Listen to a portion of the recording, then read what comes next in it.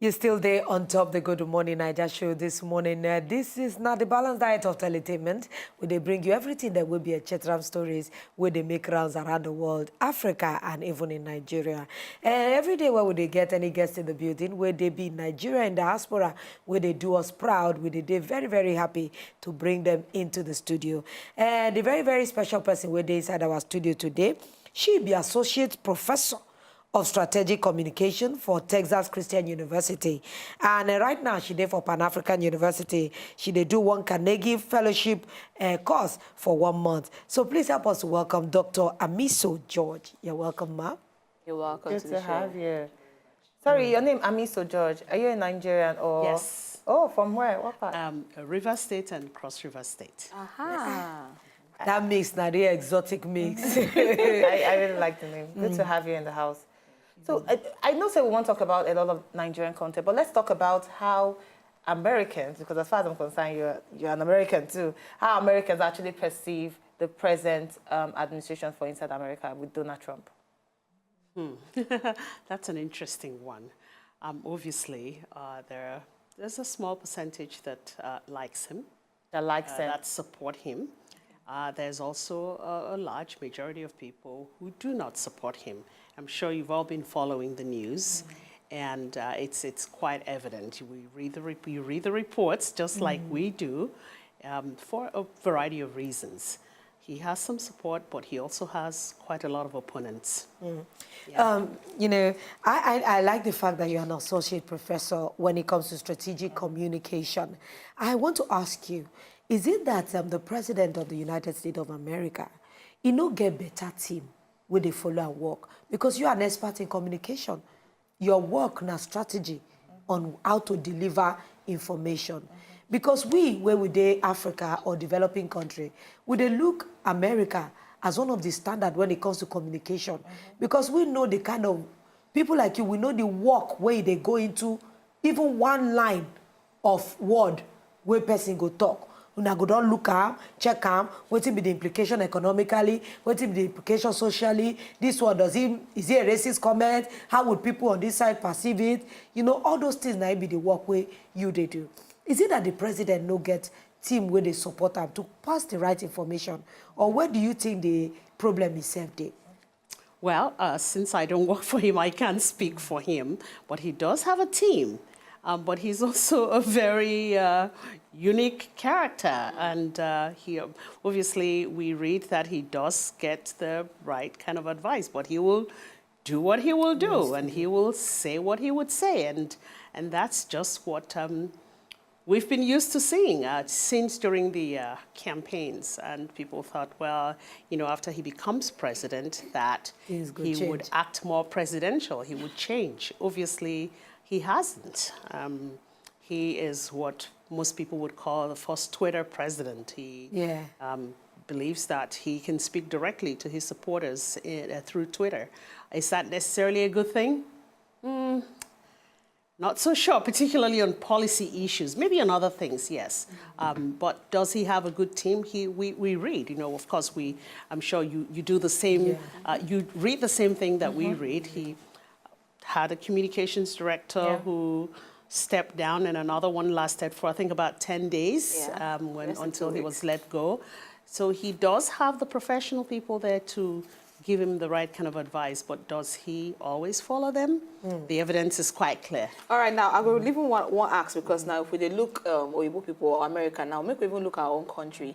Now we don't get, quote unquote, a certain kind of crisis in terms of the absence of our president now. It don't day over 94 days, but our president don't day absent, even though read them from your paper, say they don't reveal him, say he's coming very soon. Now, how you feel, say, Nigeria as a whole fit to handle? Because now, just for Abuja, we get pro-protesters and the ones where they against them. Some people, they come outside and talk, say, resign or Resume. go, or resume your work. You go choose one. But then a lot of people, they carry and pass the level where they're supposed to carry and go. How you feel, say, we supposed handle that kind of crisis situation where they happen now as we speak for inside our country with the absence of our president? Actually, it is the government's responsibility to handle it. You know, we are citizens. And any elected official is answerable to us, meaning us, the Nigerian citizens. Okay, in the case of the president who's been away, he's been away on sick leave. I think from the beginning, if the government had told people, obviously we know he's ill, this is what's going on, we don't know how he's going to be away, but this is the nature of the illness. I think Nigerians are quite understanding. They would understand because, you know, it could be your parent, it could be your spouse who is ill. You don't want the person working while he or she is ill. So simply tell us, give us information, tell us what's going on as opposed to trying to hide facts. I think it's when the government or any organization hides facts or doesn't tell the truth, people get very upset. And I think this is what we see now playing out in the protests, that people feel they're not getting the truth. And of course, Nigeria is a country where rumor thrives. And so if the government or any organization in a crisis situation such as this does not provide adequate information, does not provide correct information, factual information, and doesn't repeat that factual information, there is a tendency for rumors to begin, and then the rumors spread and have legs and, you know, fake news. But what if, you know, so we're there for a culture or a part of the world who believe say certain things it good make we keep to ourselves, make me be like say one old winch, therefore they walk on top and they cook and to make them worse. You feel say if then tell us waiting they happen, like the health situation, the precise sickness where they would worry our president, you feel say it will change the economy, or you feel say our naira go drop, or you feel say our dollar go how is it that important one to know the state of the what's president the direct implication on top do of our any economy? good for the Yeah. people? Yeah. Well, there is a cultural aspect to it, and I'm glad you asked that question. Yeah. Should Nigerians be told that the president is ill? Yes. Should they be told that at least the general information regarding the president's health? I think yes. But I also understand the cultural aspect. Do you want to tell everything right up to the tiniest aspect of the details? Are there details about the illness that the doctors would prefer not to discuss with members of the public outside his family? I don't know. I'm not a medical doctor. However, Nigerians need to know because he is the president. He is not a private person anymore. And I heard from some quarters that, you know, he's a private citizen. You know, but Nigerians are not entitled to know. No, Nigerians are entitled to know. They're entitled to know. Perhaps not that he went to the bathroom today or that he sneezed today. You know, those are not really relevant. But Nigerians need to know what is the general state of health of our president and how is that going to us, as you said. You know, would that affect the stock market if we know? But we ought to know, Nigerians ought to know what is the general state of the president. It's been gone for several months. And no, he's not a private citizen. He is the president of the Federal Republic of Nigeria. You know, I like to talk, I enjoy talking to people that will be communications experts. And they try to learn. Because in Africa, we don't seem to understand the value where words mean. You think, say, we need to get more trained? Because like we have our own Minister of Information, where a lot of people, they question the ways when they deliver information. Is there like a training or where people feel they do? Or when, you know, say somebody where they call as information minister, you get any kind of portfolio when he go get educationally, where we go fit, say, this person qualify. Because we need to know, because if somebody is a minister of information and, you know, they qualified maybe academically, like you now, where we know, say, you are an associate professor when it comes to strategic communication, how we go take the deal with that kind of situation? Communication background helps. And even if a person doesn't have it, certainly getting some professional training in that area helps a lot. Because it's very important to know how to communicate effectively with your target audience. The tone of voice, facts, facts, facts. The truth never gets old. And some of the things that I have seen and read, obviously I keep up with what's happening in the country. It amuses me sometimes because some government officials feel that the population is stupid. They will find out the truth, whether you tell them or not. They're going to go online, they will read, and they do read. They will find out the truth, and they will talk about it on social media. So then the officials who try to hide the truth end up looking very foolish. And we no longer live in a vacuum, you know? We don't live in a vacuum. It's like a global world, like a village. Exactly. So what happens, it could happen in where it's a lake or beach. As long as there's somebody there with a phone, a camera phone, they're going to take pictures, they're going to upload it, they're going to talk about it. So really the idea of hiding information or simply telling a lie to people, it's very foolish. Yes, the information is going to come out. All right, let's talk about, since you don't do Nigeria for like a month now. Yes. A month.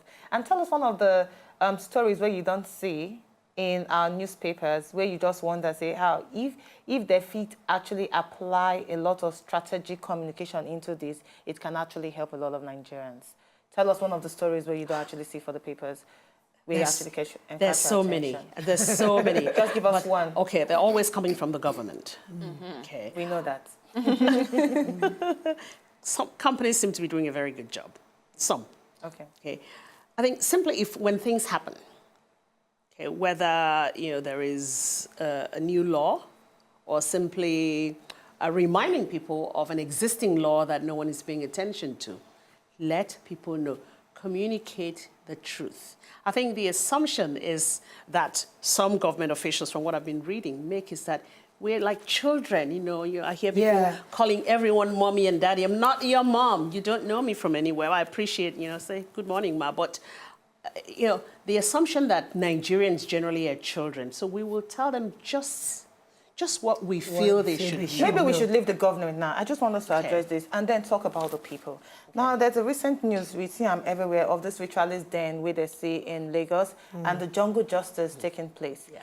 How we actually handle that? Because you see some of the videos and even policemen, actually, they stand by while the jungle justice, they actually take place. I'm glad you brought that up.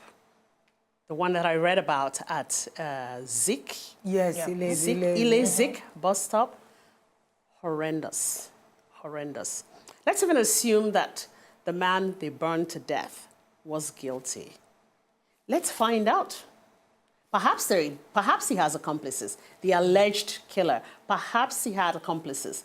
It's better to, citizens can do a citizen's arrest, basically hold him, and until the police comes and arrests him, until we could learn more from him. But, this is 2017. That we have citizens, Nigerians, some Nigerians doing that sort of thing. I think it's very sad. It's appalling and it's sad. And it appears as if they haven't evolved to necklace someone, put a necklacing, for those of you who don't know, putting a tire around the person's neck and then setting him on fire. Because we heard that one of them, sorry, just to say this, one of them was actually a destitute. So we heard from the police commissioner. A lot of times when I talk with people, I say that there's always many sides when they look one story. You don't think that the level of that a lot of people have psychotic breaks. It depends on the amount of, I've seen doctors who tell you that a lot of people walking on the road, they have some kind of psychosis or the other, based on the experiences where they don't get. If you have been current with our news, you'll see that the Korodu community, they have been besieged by some bizarre killings. It's not like some armed robber entered your house and just shoots and kills. They've been killing with blunt objects, with stones, with machetes, with things that are a bit unnatural. And they don't kill individuals, they kill families. And this community has been besieged by this kind of experience. Don't you think this kind of thing can actually break the minds of the people? It's enough and reduce them to that animalistic level where they take the laws into their hands at that time. It's enough to make anyone go crazy. And this is where the traditional rulers need to step up. The government cannot do everything for you. And people shouldn't look to the government for everything. This is where the traditional rulers and people, opinion leaders in the community need to get together and say, we have got to find a way to stop this. Yes. We've got to find a way to stop it. We can't wait for outsiders to come and help us. We have got to take the responsibility of bringing this to an end in their community. What are the traditional rulers doing? What are they for? Exactly. What are they for? I would like to take us back a little Yeah. bit, talking about the truth and the information we government always come outside give. Now, you feel, say, just 21 because of time, you feel, say, Nigerians, they're ready to actually hear the truth, the whole truth and nothing but the truth. And you feel, say, Nigerians fit handle the level of truth if the government were to come outside to give us the truth of what they happened. And they talk so because a lot of times when we hear one or two cho behind of what they really happened, we don't even feel come outside talk them. So you feel say Nigerians are ready for the truth, and you feel say Nigerians can handle the truth. I don't know if I can answer that question, but I can tell you one thing though. Is thrive on rumors, and everything. Even I go online, I keep up with news about Nigeria regularly, and people are often surprised. When I come home, I say, "Well, I know this, I know that." So, well, how'd you know? Of course, I go online and I read every day. Really, we thrive on rumors. Tribalism and religion takes over everything. A very simple discussion about, okay, someone was charged with some corrupt activities. The focus is no longer on that activity. It is on the person is from this ethnic group. How dare you say this and how dare you say that? And so the actual discussion is no longer paid attention to. So back to your question, can we handle the truth? Will we, seeing the truth or being told the truth, revert back to what we know, rumors, tribalism, religion, and all of that, which is why I said yes and no. People need to know the truth. But at the same time, this is an area that is also fraught with elements of culture and religion and so on and so forth, which also is my new interest in crisis communication, a plug for my book, which is a crisis communication. Oh, you have a book? This is my second book Yes, coming wow. out in December on crisis December. communication. That's Yes. very nice. You're going to need to drop your handle for us because we need to actually follow you and see how to get your book. Yes. Thank you so much, Dr. Amiso George, Associate Professor of Strategic Communication for Inside Texas Christian University. Very interesting conversation we don't get with you. But because of time, we just have to end this. Thank you for inviting me. I've really enjoyed it. Thank you very really much. have. Thank you. Awesome. I love it when intelligent women sit with us on the couch. true. You go see, say there's a lot of wisdom coming from this particular one where we need to learn as a people. Crisis management, an area where they very, very, it takes a level of skill to be able to handle it. And I think that we'll do a lot to learn from such an erudite the lady who don't study them in depth to give us tips on how to do this. Would it be your social media handle so that maybe people won't follow you on Instagram, Facebook? On Twitter at Tamprie, Tampriye, LinkedIn, Dr. Amiso George. Okay, Dr. Amiso. Amiso, Amiso George. Yes, George. On Twitter, Tamprie, at Tamprie, Tampriye. Okay. All right. Thank you very much. Thank you for inviting me. All right. Now, so we see I'm on top of the show today. Tomorrow, and another day, we will give you another bumper package. And from Lolo One, get better morning. All right, and still join us again tomorrow, but join us on top of our social media platform at Wazobia Max. My name is still remain Uvi Ehigiamusoy. And I still remain your one and only Naija Afcast, Lucia Nobong, may hear better day. To enjoy more of these our Ogbonge videos when you just watch, press this button to subscribe.